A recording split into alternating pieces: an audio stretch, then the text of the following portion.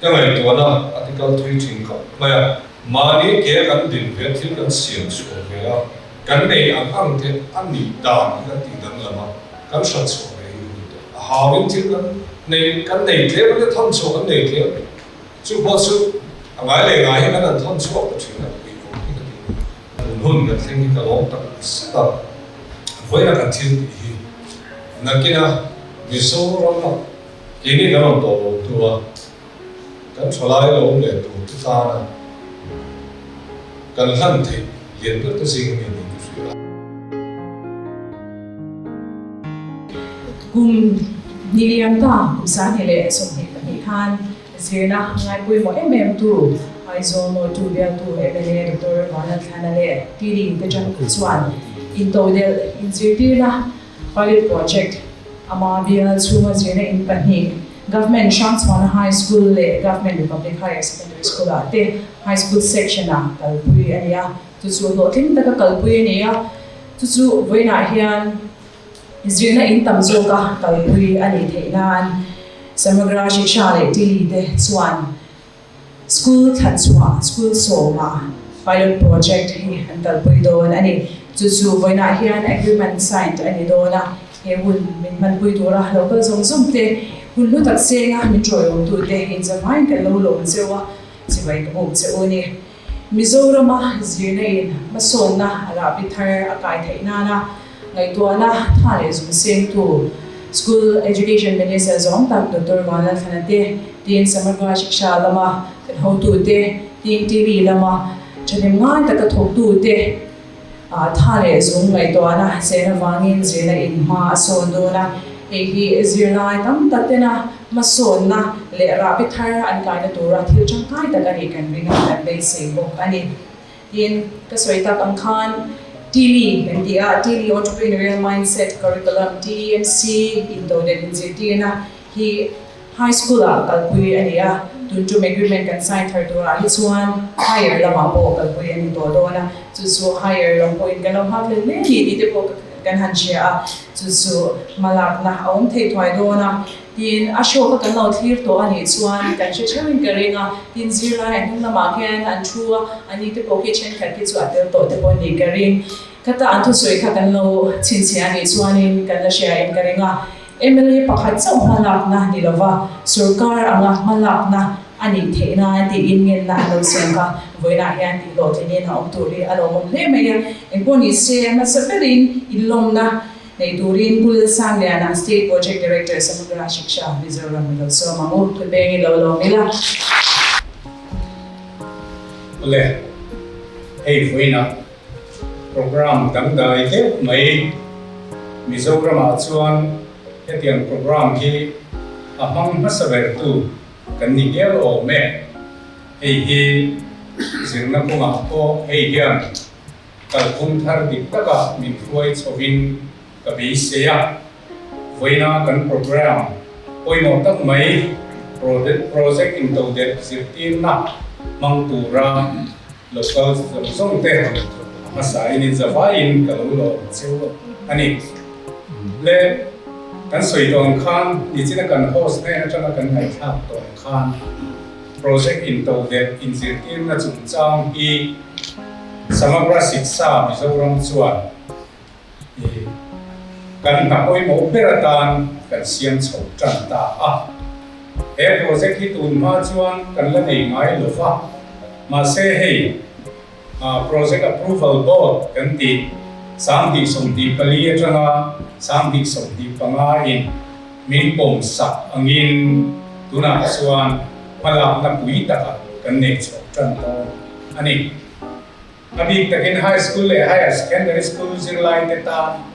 thil du tak le thil thatak ani donin ka fia zirlai than chu dik te ne na thil hi an dal pui don ani project thar ni bok koi mo tak mai an buai pui vel tura tili farm kan thong pui tura anan ni mot to hi lo mom kan ti pe ani chuan hei voina poi mo tak mai a vul chan na kan mang dong ani hemi program min man pui turin kan minister zong tam mai Dr. Van Lal Thana School Education Department ta na tha le zum senga eng tik lai o in pe reng kan nei hi kan lo ma izep thu cheng lo voina hem kanun po hi suai dewa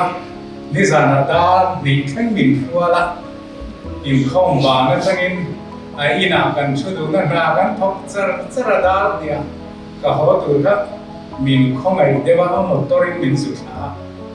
kung su tak mai su kai ho am phang in nan su thaba pa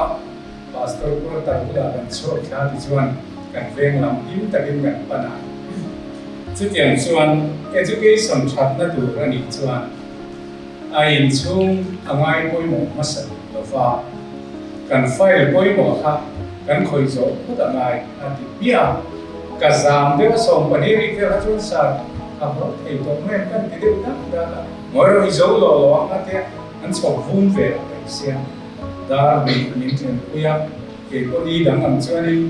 ka sa lo de van ke min tu kin lama sim ka tho pa le oxy ne le chu tiang chuan in zirna konga thanen ngai sarkar mo punna sarkarin mo punna pekte ne tak le kim ta ka kur chuak du khat mi minister kan nei wa voin program te ko hi mang chho kan ni ve ko ani I chuan ei voina kan mi som big te big takin professor lambiak dikin hamte idikte kan timaya keni chuan ani hi education reform committee kan working president ani ya chumi pialama chuan Mizoram University director CDC College Development Council director ani ko ka chutiang mi poi mo tak mai sarkar lama ko policy rian tak mai education big education siam thana ta na tha le zum ngai ko na se me tu voina kan zinga lo tel khia e kan project poi mo tak mai a khu hom na hum min ro achuma kan lom tak setani tin voina hian secretariat abi takin school education department secretariat te chuma lo tu kan soya kan secretary hi leilama nak tu ka cabinet meeting tu green update to mase kan additional secretary of in an vain tokin kapin min ron troy ma secretariat tanga kan officer lo te kan lo tam me chu ani ten director ta ka thok kui te mel lo lam sap loma lo mong le me kan chul ve ko pa tulai bi director ta ko kan na tho ve wang lai visual teacher la te tuna hian an posting ti te kan khoi pe tin chumi pia la ma chon thil poi mo te mai man li lo ka khorel chiat na tiang te ko kan ko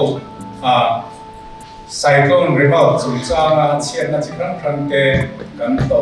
sikulina to fel te compilation bein an boi mu pa cha chu chuan officer poi mo sual chu foina ron te pa in subdivision lama kan officer poi mo tak te ron te boka zawain kan lo lo chu ani tin tili lam po he project ka kan tho pui tu an li kan nei kan lo the maya ni china nia an po mik te ko kan lo in zo sia thar thil khen tu atia athu ka te ko ha scholar thengai dan chui nang lo mai thea thu krang ko pe the ni nga ma se an ma ni ta ka ta chuan thar thil khen tu te an ni chu tiang farm oi mo ta mai voina kan tho pui thei tu lai voina in ran na kan sai thei tu hi lo mom ka ti ve ni i chuan a to beratan oi mo ber ni bo kan principal te voina email kan wa abi taka lam chua ka du cheu wangin nung ber ka da cheu ani kan principal te til chi rang kan ti changin kan ti buai thin anan fil chop ringota an manin ati lo tin na tu ke to kan lo chu thin in chunga kan loma hoina school than pi atanga principal local zong te in zawai in kalo long cheu ni tin kan headmaster te high school lama kan headmaster te e project lo kinna ta na sul sudu tur ma min lak sa tu te india voina aku honna huna minron man puya satak maya zirlai na pangte inro huai boka inro te boka wa hian long thu ka soya kan lo long chu ani chuan kan zirlai lom tak tak te he in to del na project in to del na satak ka pui tu te india voina amun nge ya he program boy mo tam mai minron fiat pia wa o hian in zava in ka lo long chu ni tin ka soi mai thelo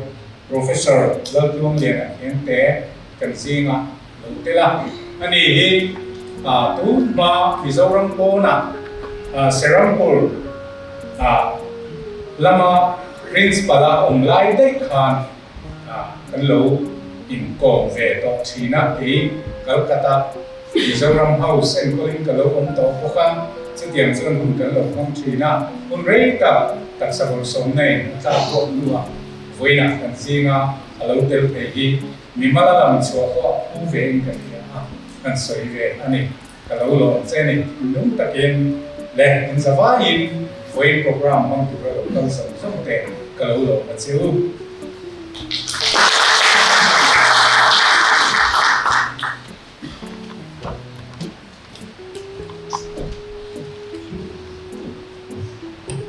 Pula sang yana State Project Director Samagra Shiksha Mizoram Sungalam Thokan Soye TMC kan tibai nga in total inzirtir na hi tili entrepreneurial mindset curriculum hi TMC 1 le chu panan ito 1 hi kumsang hele so hi ko ni thum kha ania it's 1 TMC 2 hi kumsang hele so hi pathum kumsang hele so hi pani kara man hi ania hi yana tumber chu zirlaite mani kuke ai ding thindura zirtir le ta shwan hi ania zirna hian thiamna degree chu pe khi atumani lawa mantla ringam mani kuke ding thindura zirlaite churchwa ani angin he TMC hi zirlaite dan atangka mang di kan ring zirlaite atlopu ma classroom til khata moi renga chu chin te pon ni ma a din an zira an ngai to ana harin shia na le fin na te an nei din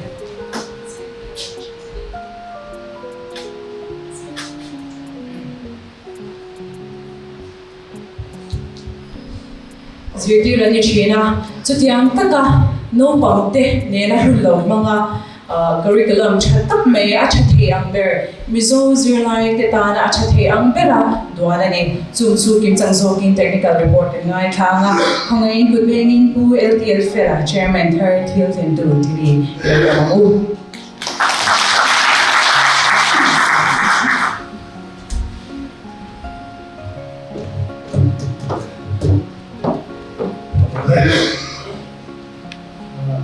Masai ni belum tentu ada bahan sehingga sih kan dulu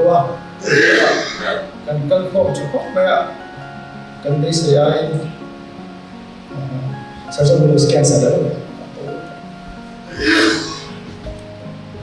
kan presentation ini dulu sebelum acuan ini apa sahaja acuan kan minister itu tak tahu benar sana kan anti hobi itu kayak itu kata minister santai kan timur mai kan ya in support drama lu tu nak kumsam boleh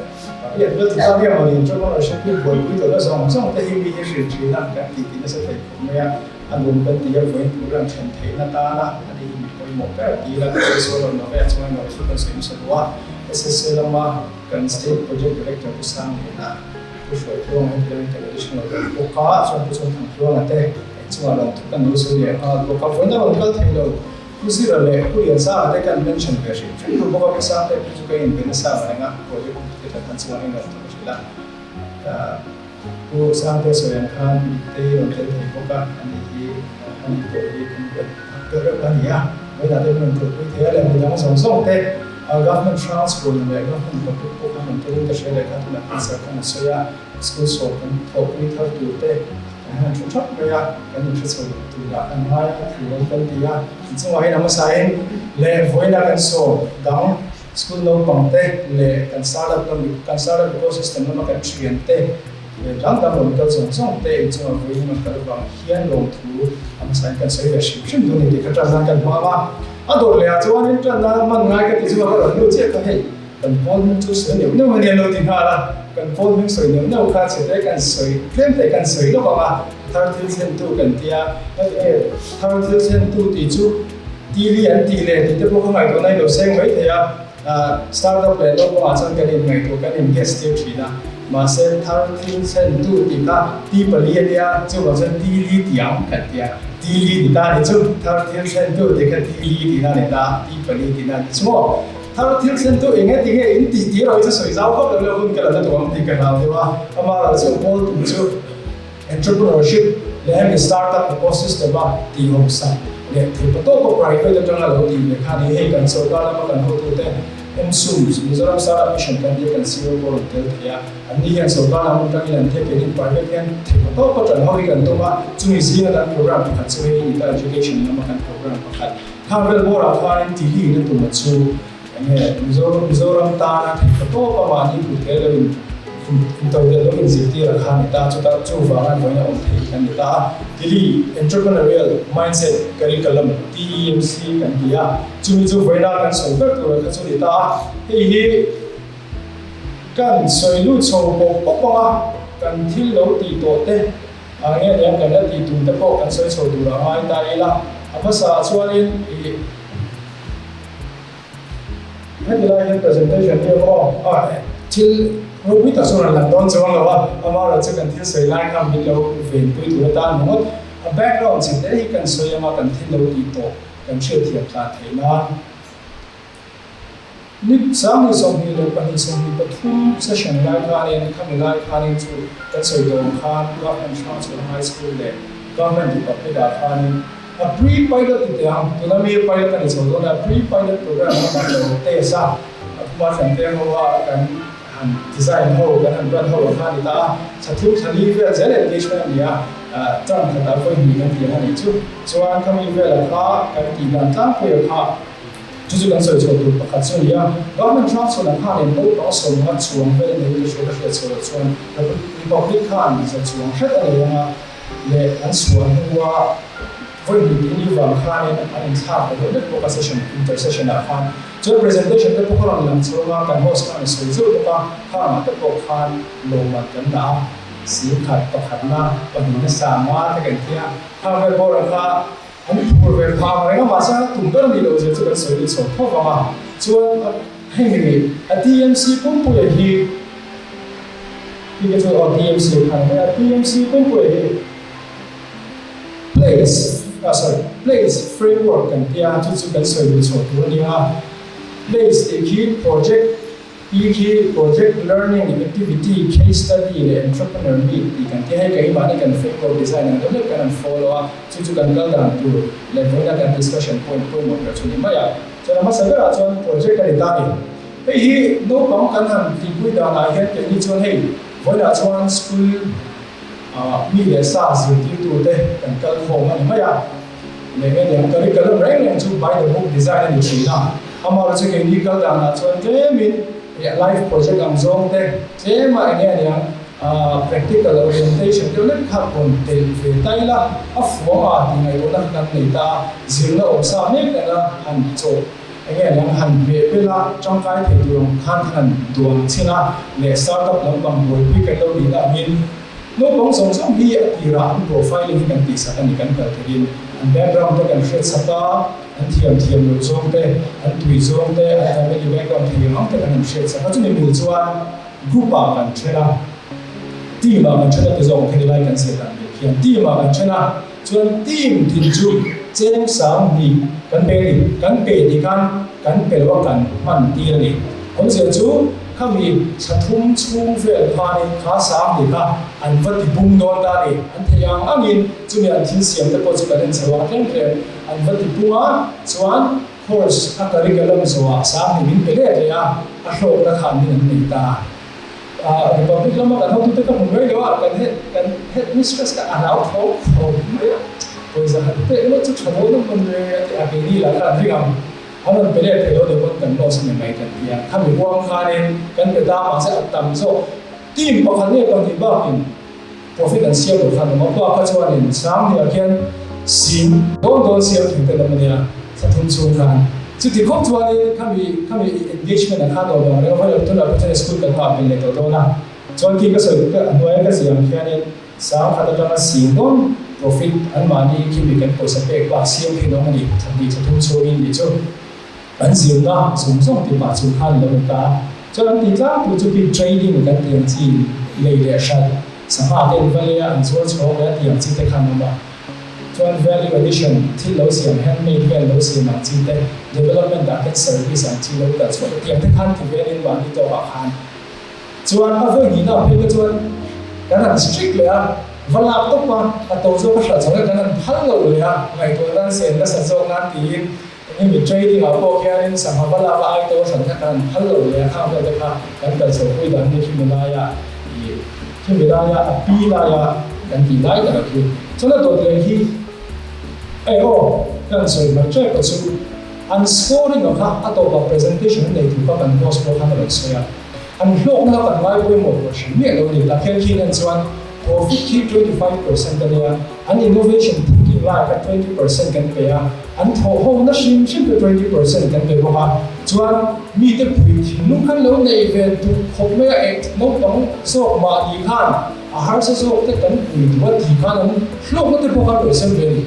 kha a hui kan ti lu tu ka khami chuma an engagement ne chuma an poisa tho chu ve am te kha bidang puina de kan bang ve le chuma ka 15% kan da sa ba ki mi bang score ki ta an lok na entiran cheng sa le chang ko ho ka sia ba pa khatan chu mi la wa a chan chu innovation te ki kan ngai ko mo team ro kan ngai ko mon ki mi to na kan scoring da chu a lo shelo tai la chuan a dot le a khianin l ti ki learning kan ti ta ni learning kan tia kenin kan ngai ko mo chu hey vil ru shim shim kan ngai ko ni ba nga chu mi enge le an su khe ka entrepreneurial mindset kan tia hey voina ron ta tam so so pa na thok te kan nia entrepreneurship kan soi hian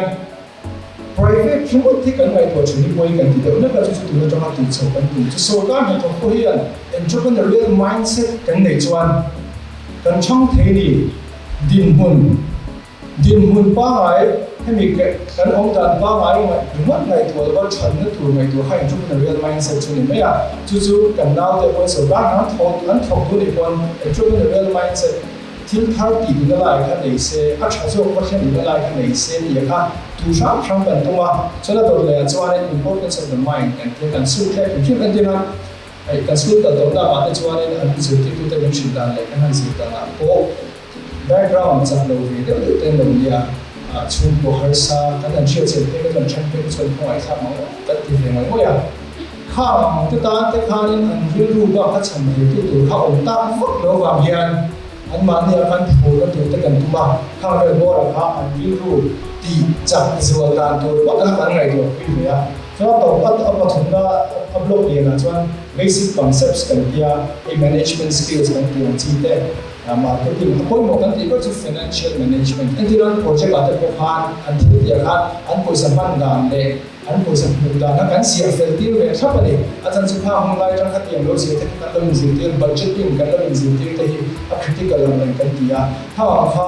education curriculum ba ai om chia lo ma se maths te kan lo zira maths si te han chang kai na ti vel bo kha on val addition kan lo siam tu na la ya chu ta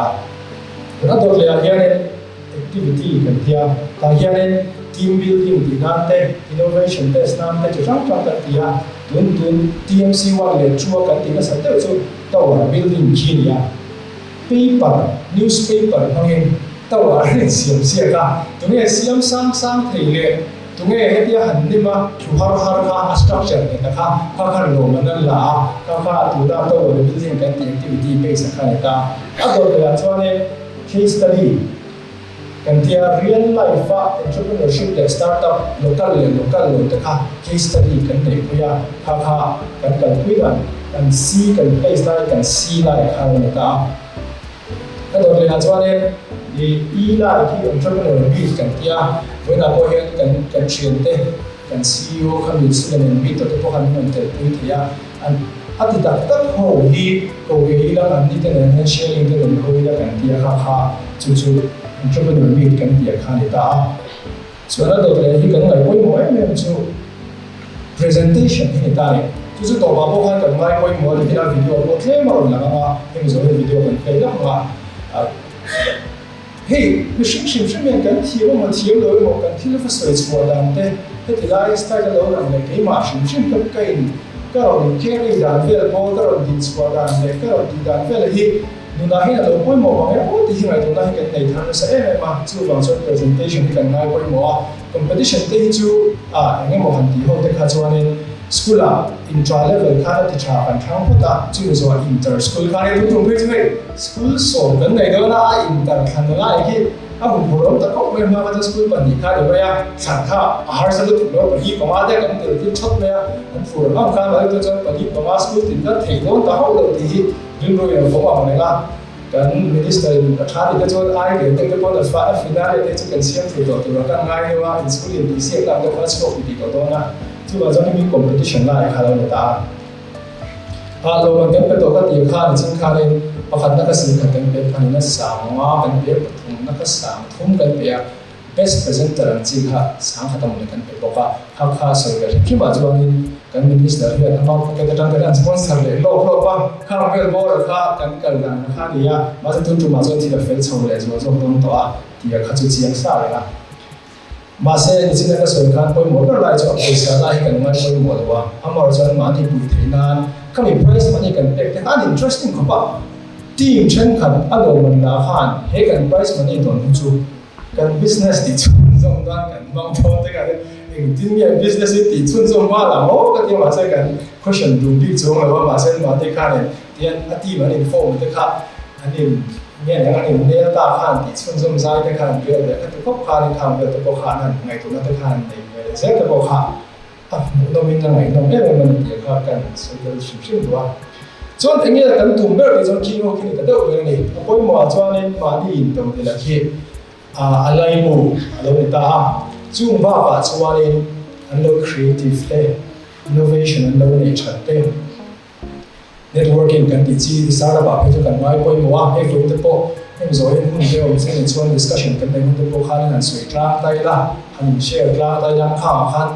anh nghe cái ông đúng là chán là tất cả khi chuột chỉ là vào min tiang si networking an ma ni school an in talk home tiang si te chu ba ka mentorship kan ngai poi mo ma nga alo ti to ten an ti so lam fa ti so non ve le caring thi chu da ti mo ti ngai to na yong ve do wa chu ma chu an mentor ton te critical thinking problem solving di lai ve bo khi enge kan outcome achieve tu le tu da po kan outcome achieve le kan ngai dia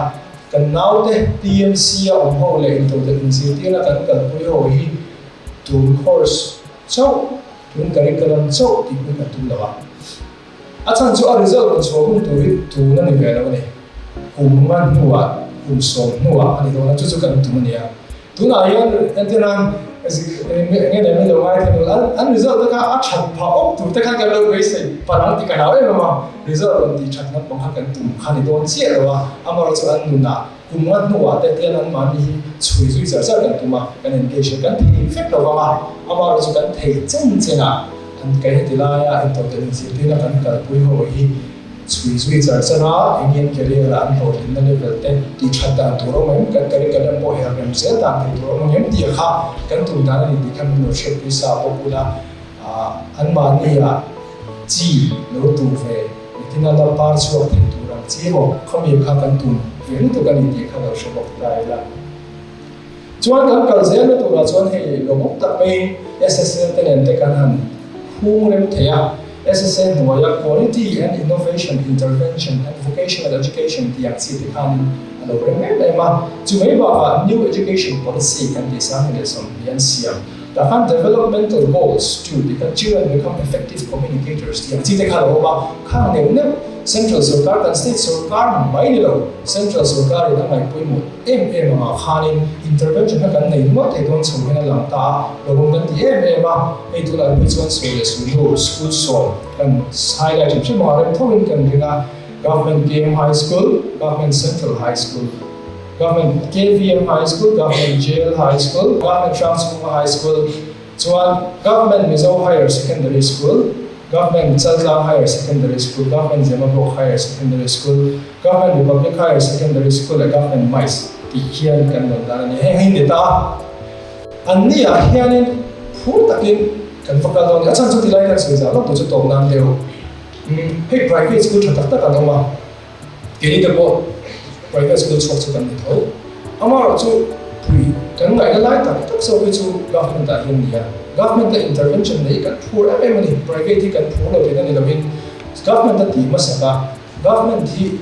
kan sota ho puten nena ran cha ka ran te kan champion pu the kan do ne a chan chu ta khan pui kan ngai na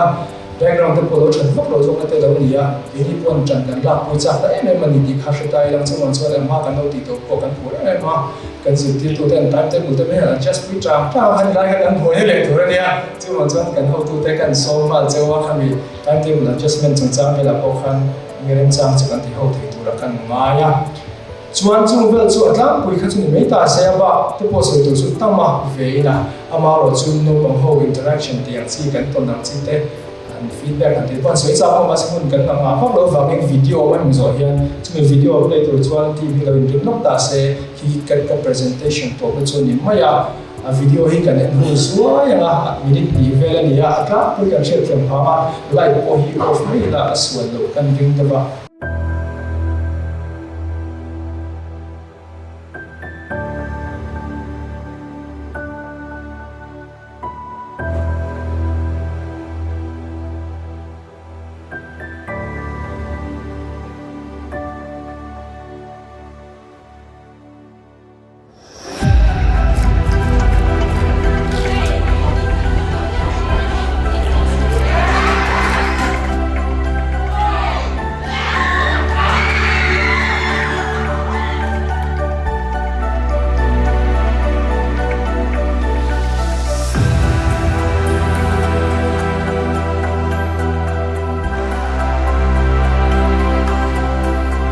zirna ngai poimo tu ni in zirna hian tuna TMC program in kalpui tu hi apui don cheuni hian thu o tak chungeng talani chuan lotling na chuani aron um zui zelang so ni ka sai thek to ni ro se kalome TMC chenga kan don cheng sang hi ka kan pai chuan cheng sanga na songa hi kan profit chun mer sa jokte tan pui ve kan du sia an hep tam tak te ka midang tan pui nan kan hang ve ni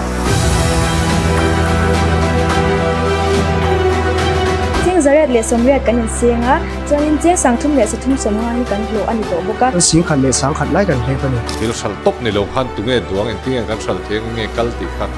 ni en chi na ngai kha kha ren turing ka do cheu ni chu best presenter hi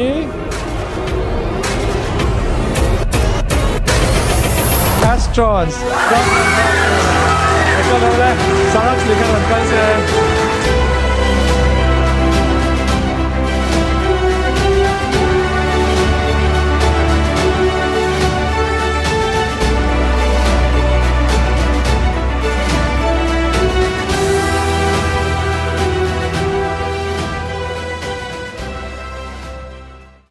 vai cho mà phải làm tốt cái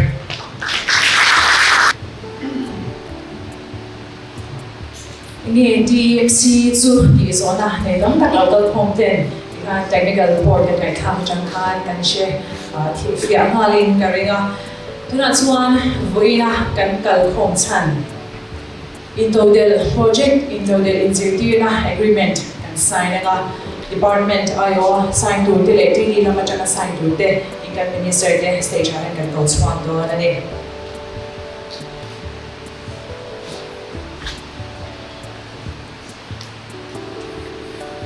department ayo sign to te an min talang appear te khong in stage haran lo ding chuan se Pulal Sangyana state project director Samagra Shiksha Mizoram Kulbeni Lodon Zelila Co-additional Shwaituanga additional state project director Samagra Shiksha Mizoram Kulbeni Lodon Usi Chung Pantuanga deputy state project director Samagra Shiksha Mizoram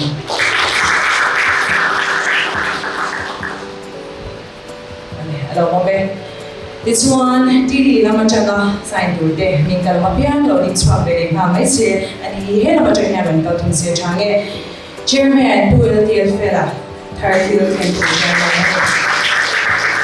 Uzo sang zuala secretary third field can to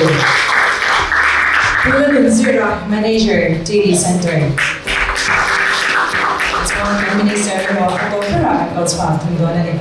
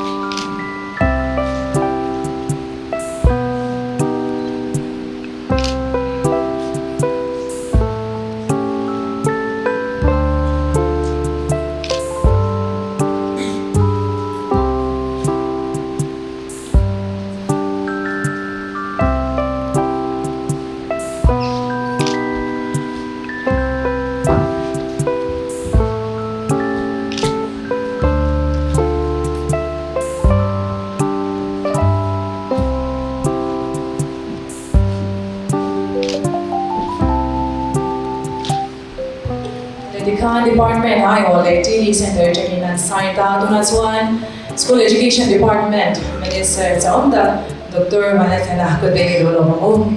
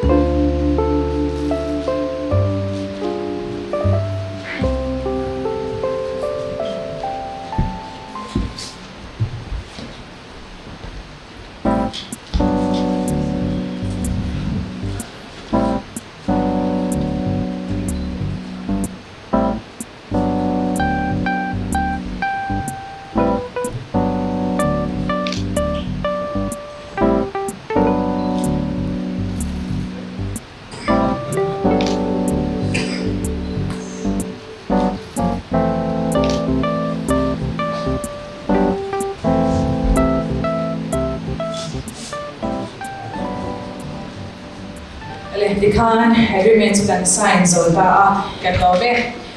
ito na so to say to rin School Education Department at Minister Zong ta Dr. Manatana kan soma could be in the mila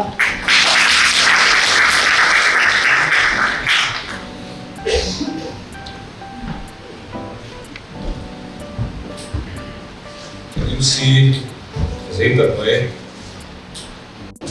Professor Lobby begin the Mizoram Education Reforms Committee working chairman, director CDC then will be Zola, School Education Department of and Additional Secretary,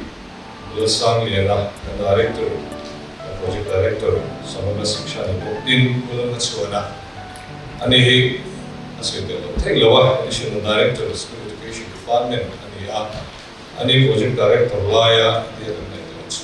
so Handila, and we so Ania, here in the middle of the here. Then Tili family, and they will heat, the whole section that LTL fellow actually. So, Apa, fellow Professor Rojoya, the student, as he be, and the Secretary at Lampama, official directorate, officials, directorate Lampamte, dan Samagra, Siksha, Tute, principal, the headmaster, then entrepreneurship Lampama, local entrepreneur, so in the real. Abek takin Queen Zola kan Mizoram Startup Mission và boka he program hom chong ka tu su lai ten ka vai science bai ko chewa ni hi Intinya alo kan itu anak kita saling beriat kan entrepreneurship education di Pakistan. Kat sah ni, zirna yang entrepreneurship tak beri kecak ka. Di lajuan politics tu kau antum lem loa, alam lem lo, awal tu zirna. Kan nice sah zirna hi, antum se itu tu zing ni dia kalau ni beda, tu kan tinggi. Aro bui maya sui tu pokoknya buat saya coba ni when ada MOU kanan sign ni di Malaya kalau sia paper teka Asia di teka thelu semua di kena buat atau sila hilang sebab itu kan dia yang soal yang panggil minister pun di luar jengkal bawa lalu ya kalau teka lalu siang ya na school som apal project ka tan chan bo ani a school som hi ke ma bi ko ni lawa tv ten the official som ten tham ani a ten chuan to bi ra khan Frankfurt high school ka del ta lawa ka wa ka di school tu lawa ka sa e la fani ti dan te la ga to ne te la ti fana asa chu ma ni bi ra ko ve bi kha an la lo wa ngin dan chuan dengan kalkui ani ya kan ka pura hian tira sa somli ngani pe photama sumo lahi chuan anua 30% atopa ana beleng ke chuan ana chotong ani ya ka kan sai phota entrepreneurship hi soitu am thing khom na Mana chuan Reliance Shopping di te Fatmart.com di te kan chu na India Plaza di te Vazi.com di te an oma kamin duwa kan Flipkart di te no chawi ama ro son ni jo thil thar are ni chu sa cash on delivery di te data ang dan lam da si tu na chuan Reliance Shopping di te kan so ko ne India Plaza di ko chu Flipkart di te ang so có vẻ là đầm lắm của là đầm lắm về thì siêu lắm về thì cái nhà ngay à hey lệ khá là gì ra tu lệ ba tên lên hôm nào nghe đi đó sự ti tu tên nghe đi tum anh đi à anh chán na chọn anh sẽ IAS doctor engineer architect supply officer sự ti tu cho nên pastor tên lâu tiền là tiền khan anh chán là chân fashion designer, ite influencer, ite khan lá to MMA social media influencer, ite khan thil tóc tatalo ombela geophysicist, ite tam lu tu cái này, ini tum khan talo la tingi tiliam handi la to pahom maya, alo nilia, siti tu cái này commerce la kan nia, zilai ho kan boy pui sa China din Pakistan University College apon career guidance and counseling cell secretary re tak kan mo ka ite la kan boy pui sa motor kalega ka khan ma ya ti khan ni le ato develop pang bera ya thil ka siam cho thil ka khan thil dam lam do he ni ti ato ya mai to na article 3 thing ka ma ya no le tam tak an he na kala fa pa hi lekha Azil hai thi si lo two wheeler taxi permit milo jong sang ke taxi pa ngai po poi lo ti khan ni le a enge thiam na han ti la graduate ya emenia ti te ni le taxi enge azil in cham ni ti khan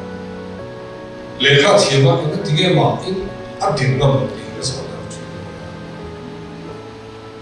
ke ma ko ken so sa chu na he thil hi kan thak dam la bangai ni ti ri lo hen chang na sa thina tun hun ga thing ka long tak sa mani ke kan din ve thil kan siam chu ve la kan nei ang te an ni da kan ti dam la ma kan sha chu ve hawin thil kan này cái này thế mà nó thon số cái này thế chú bao chú ngài này ngài cái này thon số cái chuyện này chiếm chiếm tâm tật cái này cái hết luôn đấy trong cán tất cái này là lần thứ nhất mà này là siêu mình Prime Minister học cái cái gì hi apia tu ka khana ha ni ko fe ta lan ti ni India Bangladesh ba similar mi da and be so no ho handloom product ka king to ne melen to no wa sani som ni ko hi khan ko ti ka som ke da be len twin ka khai ka vom ve pop mai ni ka da ka phat se kha Bangladesh tra local Indian traders so ka pulan ka ha da tha ten la he ge chen ne ho pi chuan min bia khan in chu ni chang kan han lu moi en na tinge ai na so na tinge ala so a lien so ka thil tam tak nei to to oma kan sim na lo tang hian chu ni ngai to na tham sen hi tu ngai to ben thei tu ra kan sil lai te kan fi thar hi ngai kan se ta chu chu he thil ko he na tu mani in to den tu na hi primary chok na chan thai ama lo chkan ngai to vong fonga alo to so thei tu per le ataka no thei per su high school sila te ni middle school chang chuan comics chang ni tu comics in pe te le again no case study and ni pu da to le high school la ro so na takin chien zo kin kan kan pi the to wa chu chu tu na po ai kun ni kan ti su hen atakin kan mo ni he thil na kan tum cái gì mình có hạt chú nu lệ ba tên lệ cái sự chọn lựa chọn lại một lần đi thắc tôi là chọn cái sự này cái làm thì sau biết bên ngoài lệ khát anh thắc tôi đó rồi pilot project xong rồi anh cần cái mà cũng đi cùng thống soạn hiện để sau cần mua là chọn nu lệ ba tên class 10 fail chọn lại một lần nghe thì class 10 hi pass sam ro pass of class 11 atang hian in to den la tur thil tam tak om bela nia ti hi kan tu mani chu chu zin na ko han ti tu ra ni ma nam tur ni lawa ma ni in to den tu ra sim lai ta kai sui sim lai hen tu ra ni a chu ni tu chuan ZPM ana sarkar an a chin thil la de bu ka in to den hi kan sui rem na fiam thui ke ma ni ka khom hi in to den ti sui nan ne so thing sui hai kan mu vum so to kan dia a ta hin tu ra kan nom thi kan chu bul kan cha a ka lo ta sari New York on de Delhi on de asil cha on de ko ni ko ver vi ko ni vira thil thar a min alo man pha ve bizo te ne ti ne kun pha lo thin ti du ro tu he te kan in sir ti chuan helai an da khen kha kan syllabus ko kan ne lo nei ka phal lo the syllabus nei ka phal lo rigid nei ka phal lo eng mo sir ti dan pung ka chu framework chom tu ra ni syllabus tha ko tha ko chu ka ta lo te kan nei do lo ba syllabus top ni chu ma su framework chu sir ti dan thil thar mo pi ni ka lo pang ke thi tu ni kha ni top kan philosophy Station kalkan tuma khover am ver rol hen kan zirlai to ko ni ti kha kan tum ba khat le chuan chute ne chen nu le pa ten le khai sin chon lo chon hai mu thi lo ya kan fa te kan fui na te kan sin na hi alo da lam so to le khai sin chon lo chuan in to te mani ke ni ti lo ne su kan basic ko kan phone le kan computer te in su thini karin update na ai te chance na ren restart ta computer update na ni kha te ga ni lai kan zin na kam phung hi kan tingin nge kan update sing ve he ke CRT la mo tu te to na I man la sa ni update da rin ne ko sa chu chance na hara update sum te hara amaro su sum do na khover dam lam chat sia kan sir lai de in to de dura khat em update su chuan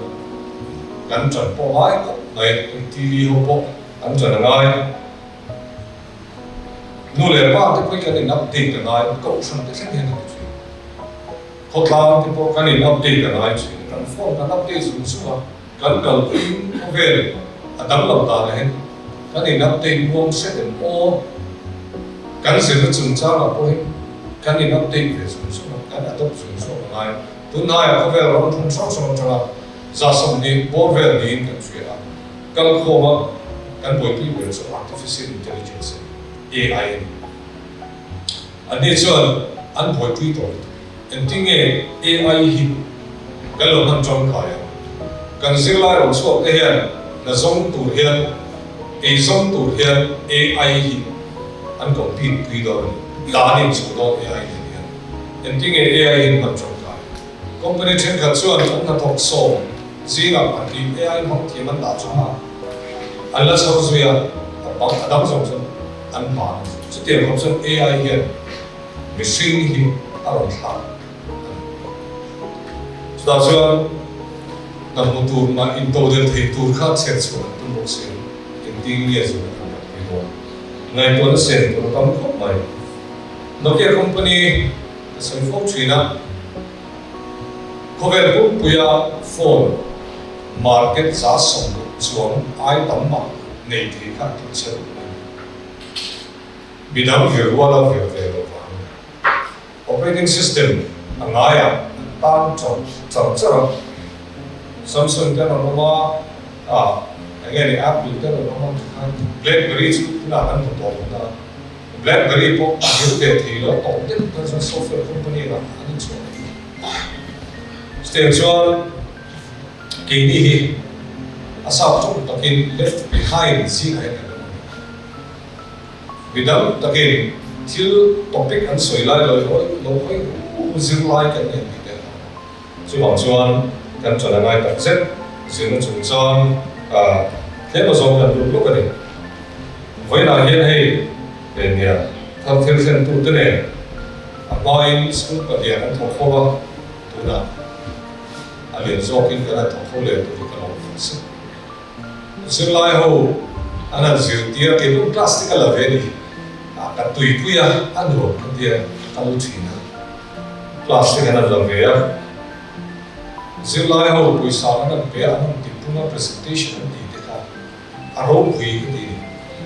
bây giờ nó bảo hẳn thế cái chuyện nó có thể chúng ta anh đủ để ba anh sản xuất thằng hàng số cái lúc khỏi tăng sinh ra thì làm cho local số là sang số này public higher secondary school và high school số tất cả thế thì làm cho local tập tất cả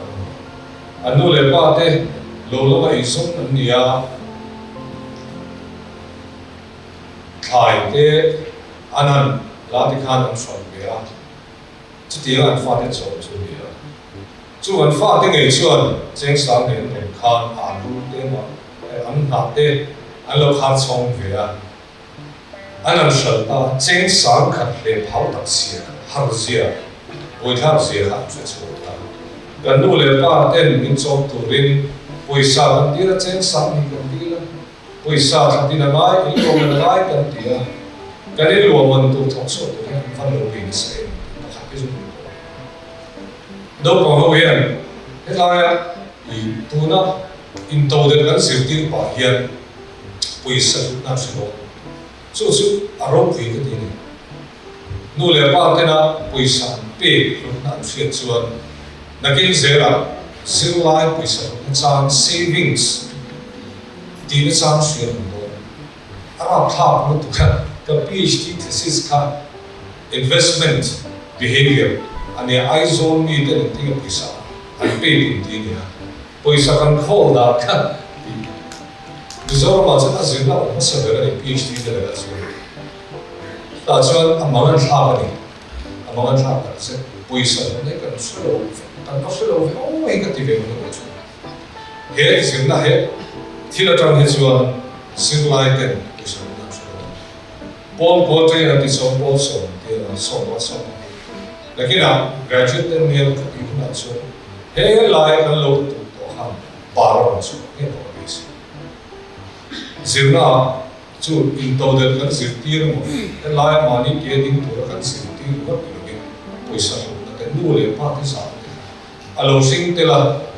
I a ti version basic ko ni so lo basic lo ila I ka ri lo de pai khan na so no le pa ti sa khan he program he king te ni kha kan ta lam ve ni u fe la te ma ka he ka lo ka lo he mo ki te ki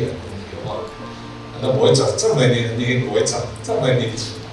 ani te ho ne he ana ti so kan nei lo ho chi ne ti ge ni am kan ti a bo kan bo chan ve de chun ni si a hi he kan ni so wa pa thien ni minister ni te ni na la le ro vi ya kan ho te rin ru a te an thoka kha mi pui te he सरकार इन सियासत चुनिया चु मिनिस्टर ते kana ne school education te kana la ve se la at taka hianga chanti te tur ka ma kan utla kan van ne ki po van ne ke te kan van ne ta ne ke se a chu chu I ta la lo te lo ni ya tho pui chho me kan nei don kan nei me ka an ni te hi an phur IIM chu kan ne an na te tir mai mai the ni to và các lúc zirtir ro ti then ni ani na kala an zirtir tran khulai India ma sum dona zirna bum chapter a chang so ne chu ta an zir so chu helai mi zo do pomte an thil ve le so mi zo tan helai a ni nge niam service ti te le ni an thiam na mi zo ro ma ron le an chu te ni chu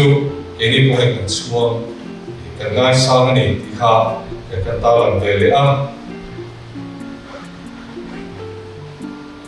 heng to del Argentina project nge ni samabra ha ka sai pa ka du to hai don ka tu li tu ka du to don kan boi pi na re to mo ka samabra shiksha a project he de na ti do de to del ti ru ka de sa am se thiam lo nge de vai trong min fa te chu ka project a ene pon lam thiam lo chu chu ngan no lo lam thiam lo de in to del ti ve cho ve se a ti to pa in to del he ni to ba ya project in to del khan ya project in to del ji ti mi zo fre ngan da ni chu alo fe le chu ma khan kan trong hoi ka officials te ho min phur pu ya Suyang Khan, Rumah, Kanin Goa, project director ni line tiang mer kan dia, dan boy dia pusir dia pusoi dia ho,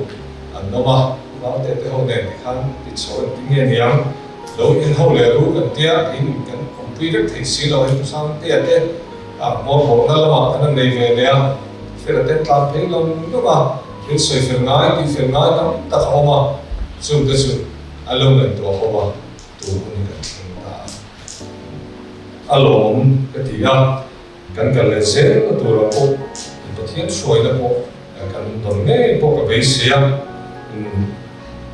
boleh nak kantin, nak kena bisa orang, ini kan untuk tua, kan solai lom le tu sana, kan hanti, yang tu tersinggung ini tu sudah, nak kena kami honda di hun kan betul velo, kami cana di hun kan. Ông về đi á thì tụi nó cái nghề với cái lồng cái gì đó nó tôi thiên là sống cái gì cần cần sẽ là tụi nó bộ trong hồ mu thiếu cần sẽ rất lâu cần thiếu rất lâu in giữ chặt tụi cái này chúng ta sẽ phải stop tập cái một đó này sẽ đi tụi cái là support cái high school cần headmaster cái bọn này giữ lại cái khen khan advice cái officials cái bọn anh bọn sự advice cái bọn đó thì chuan tiên tu program bao chu các sẽ quy tụ thầy thì tổ lo mấy thầy phải là theo của đại hiện TV của đại tổ đó chuan thì bộ chuan ngày ta cái advice thì ít khen đi mà đi ta này lo sửa khan rồi ta này cần tu cần phản ta này chú mình phải làm sao rồi chuan phải làm chuan cái gì là good đúng không?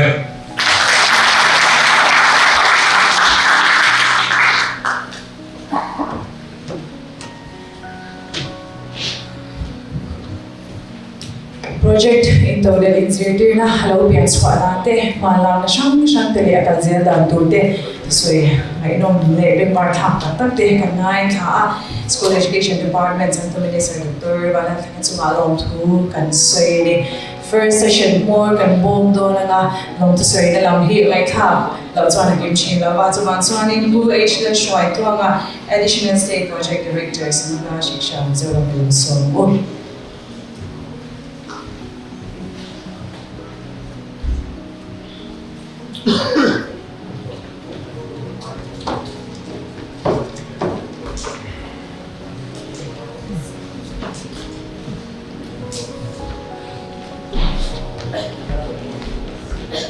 Chairman, Ulal Sam, State Project Director, Zoram Lek, Minister Zontak, Dr. Vandal Kana, Tin Professor LPFTK, Current Education Reforms Committee Working Chairman, Tin Bu LTL Fela, Tili Tartil Kento Chairman, Tin kan additional secretary Puala Biar Suwalake, Tin kan additional director Puala Potskuan, le kan iso titok na yan avay so kan soy hexeng lo fanga voy na hian lom thu soy na hun kan han hang thei hi alo mong kan ti le mai ti ha chen nan kan soy na pathian ne na rồi ngồi nó thế ông xe với lại cái cánh lồng thực sự nó có sắp xếp chung bát hiền anh đi hem project cái xiềng đó thì hiền trong trai cái tí là đi hem một cái căn thôn thì hiền trong trai à hem thiếu dùng sống vào đến năm mình khai tiền thì tu bát hiền cho vào lồng tu nó sắp ra cái sự anh đi thì chuột cái minister thì tu xây trong hai cái sắp em mà hem project thì project in trong cái mình sử tiền này a brain child di the point han sui ta ila kan sui sul lo karinga ama avanga he thil hi he pala na hi thei ani kan national education policy te kan en chuan he thil te hi in bil tel turin min thu moi ya chu dilai ka ra chuan mizoram hi he bung thar he kai phasa thei tura ma kan la thei turin pathianin kan minister hi MLA ani lai trong to in alo ruwa ta ma alo la dei to mai a khang thu soi trong te khan kan shriang a chu wa ka chuan kan to e ma I asamagra siksa in bon lo kan soi ani tin education lama kan how to te secretary lama tangin kan additional secretary te kan under secretary te kan deputy secretary te anon tal thei non tel pui theya heng kun tak mai I miron uap thei te hi kan halak na chung cha na te po hian min thamon tu le min tu ani chutian bok chuan school education director kan director te kan additional director te kan joint director te kan deputy director te man kala in SCRT la batang pon kan director ta ki alam ran cha the lo kan joint director ka hi mail te kan wa kan lo me ma in kan DEO DPC la te po kan so ma SDEO la te dia zon ni man tel puit ya tin tai tai so lo tang ni principal te pon ni man tel puit ya tin so ni kan na fiu mai res de la tang te MBS la tang te MOC la tang te po in kan so ma media la te po kan han so ma tin kan mai poi mo em ne an ma ni a fa ma yan ma ni ta na he project hi kan han siam na chan ani ya chung chu school Vicina kan han mai thak tak school so high school panga government game high school te government central high school te government KVM high school te government jail high school government Fransroom high school le higher secondary school panga government Mizo higher secondary school government Zoltan higher secondary school government Zemopo higher secondary school government Republic higher secondary school te government my school te an sirtir to principal headmaster te sil lai te minon tel pui theya kan lom le me ya nan ma ni awang hian kan pura nang ma ni hian pe sei na kan me ya hian pu re min lo tin tir tu in ni a chunga wang chuan in chunga po lom thu kan soi bok ani tin kan si nga hian professional lo ni ra kian le but mastery award kan si nga alo tel thaya kan lom le me ya in sare hết tiếng hun bôi mộ như là witness thì hi samara sẽ sản con lột thu gần xoay mình dâu ram nó sồn na education nó sồn na tu ra ta na i advice cái bộ cái nó mà một hun ở đâu mà cho tiền hun ở cái bộ cho sao mình chúng ta nói cái kia mình advice của tụi mình cái hàng sồn tu chế anh ấy tin hệ program mình host satu mula pisi so luang ye cuma kan lo dia memang chocolate kita kan hanin ko hem program so kan han buat se na ko hian atili lam te ko ani tho ke mani samara siksa te ko ani tho ho sa te wa thil kan han ti ta te ko ma program te ko ta ka kan han tan thei lo wa chung so ma te ko chuan kan fel lo na so ma khan min ngai na thian te min shre thian te kan ti la tin lo thu han sayo tak sayo te ko kan nei kan thei chung mà có chuyện lộn thu cảnh suy anh cảnh lộn lên